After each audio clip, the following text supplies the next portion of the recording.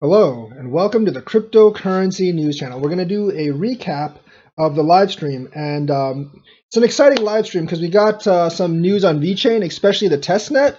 So let's go over that first. You can see the Vechain Testnet spiked yesterday. It's only the beginning of today, so it hasn't.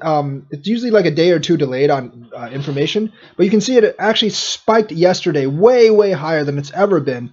And a lot of times, the testnet is a precursor of what they do on the mainnet. They a lot of times will actually move the stuff over from the testnet onto the mainnet. So I'm going to be looking in the next few weeks, next month, for more mainnet activity, especially large mainnet spikes, because a lot of times the testnet spike means that it will spike mainnet at some time in the future. Obviously, we can't be 100% sure of that, but it does seem somewhat likely that this may happen in the next few weeks. Now, this actually might be accompanied by a big partnership announcement, and that's actually what we're all hoping for, a big partnership announcement. Remember last time this happened, we had Walmart announcement that pumped Vechain by about 50% before it went back down. So that actually might happen again. So keep your eyes peeled on the testnet, see if there's sudden spikes like this, and always check the mainnet every day to see if it actually translated over onto the mainnet, because once it does, we might hear a big partnership that actually might push price. So that is the news for Vechain. The second one is we actually did an analysis of the XRP rich list. This does not include the giant escrow holdings, so this is just the coins in circulation. If you add the first 5 columns up together, that's about 155 wallet addresses. So the top 155 wallet addresses actually hold about 39.7 billion of the 42.6 billion. Let's check.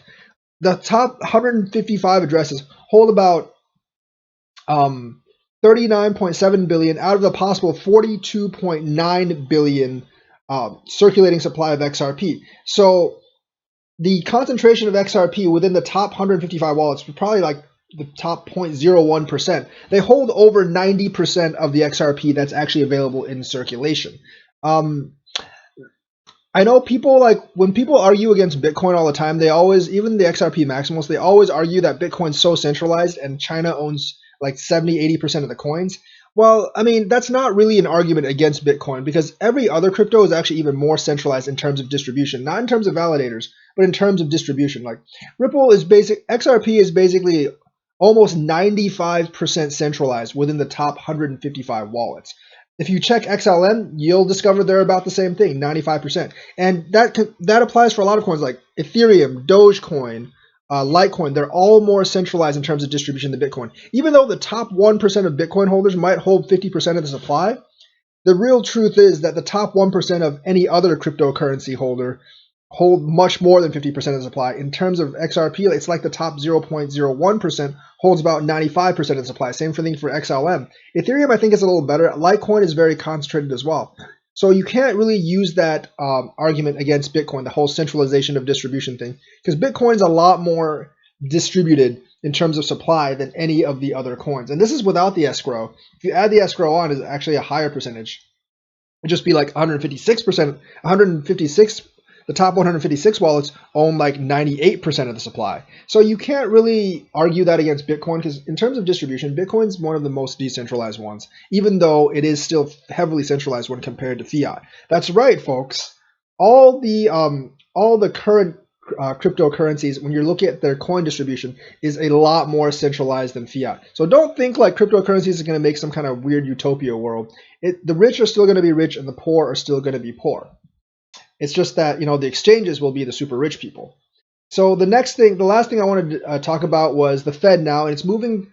It looks like it wants to move to more of a Libra-like system, because in this protocol, in this article by American Banker, it says like today one of the most advanced private or consortium consensus mechanisms would be the hot stuff algorithm. The hot stuff consensus algorithm has recently gotten attention because Facebook's Libra uses a similar protocol to that of hot stuff.